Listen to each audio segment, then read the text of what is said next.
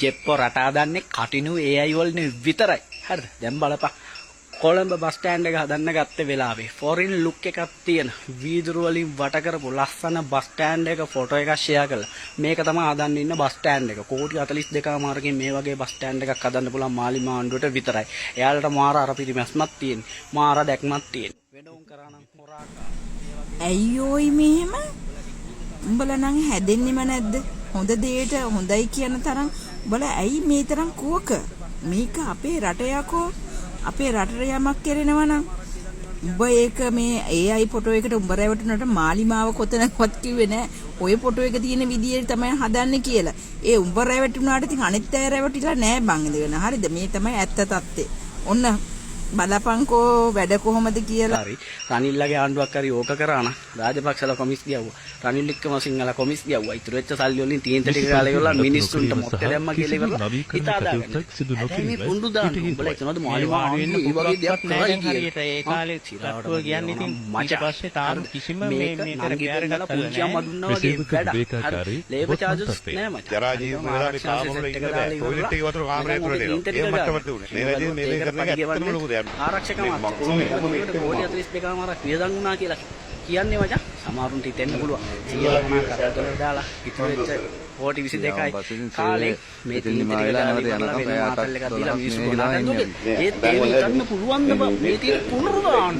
ඒ ගල්ලන් දෙන්නේ කොහොමද දාපු මිනිස්සු මේකෙන් ගානක මාරු කච්චද්ද කියලා හිතෙන්න පුළුවන්. ඒ වුණාට ඒ ඉතුරු හිතකර පරිසරයක් බවට පත් කිරීමට රජ රුපියල් මිලියන 425ක පමණ මුදලක් වැය කිරීමට අපේක්ෂා කරනවා. නවීකරණ සහ ඉදිකිරීම කටයුතු සිදු කරන්නේ ශ්‍රී ලංකා ගුවන් හමුදාවයි. මේ නවීකරණ වැඩපිළිවෙල යටතේ මේ මධ්‍යම බස් නැවතුම් පොළට නව විවේකාගාරයක්, එවැගේම නව ආපන ශාලාවක්, ප්‍රවේශපත් කවුළු, එවැගේම තමයි රියදුරු නේවාසිකාගාරයක් ඇතුළුව තවත් නව අංක රැසක් මේ බස් නැවතුම් පොළට එක් කරන්න නියමිතව තිබෙනවා. දැවැන්ත ඉදිකිරීමක්. අවුරුදු 60කට පස්සේ වෙන මෙහි ඉදිකිරීම සිදු කිරීමේ වගකීම පැවරුනේ ශ්‍රී ලංකා ගුවන් හමුදාවට. ඒ සඳහා රජයේ විවිධ අංශත් සහයෝගය ලබා දුන්නා. මේ සඳහා ඇස්තමේන්තුගත වියදම දැක්වුණේ රුපියල් මිලියන 424ක් ලෙස.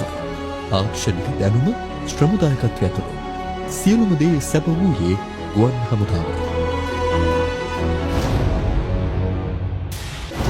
නවීන පහසුකම් අලුත් තාක්ෂණයත් එක්ක ඉදවුණ කොළඹ මධ්‍යම බස් නැවතුම්පොළ හෙට සිට ඔබ සතුයි.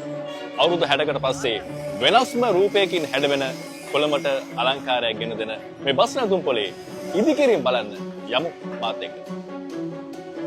මෙය එසේ මෙසේ ව්‍යාපෘතියක් නෙවෙයි. නවීන පන්නේ බස් රථ ගාල් කිරීමේ ස්ථාන, සුවපහසු වායු සමීකරණය කරන ලද රියදුරු විවේකාගාර, මගේ ජනතාවට රැඳී සිටිය හැකි සුවපහසු ආසන, මගේ ජනතාව වෙනුවෙනුත් විවේක ගැනීමේ ස්ථාන, ඒ වගේම ඩිජිටල් පිරමතින් සියලු තොරතුරු බලා ගැනීමට ඇති හැකියාව මේ අලුත් මධ්‍යම බස් නැවතුම්පොළ තුළ පවතිනවා. ස්ථාපිත කරලා තියෙනවා. නවීකරණය කෙරුණු කොළඹ ප්‍රධාන බස් නැවතුම්පොළ යනුව හෙට සිට අපේම ජනතාවට බහරයි.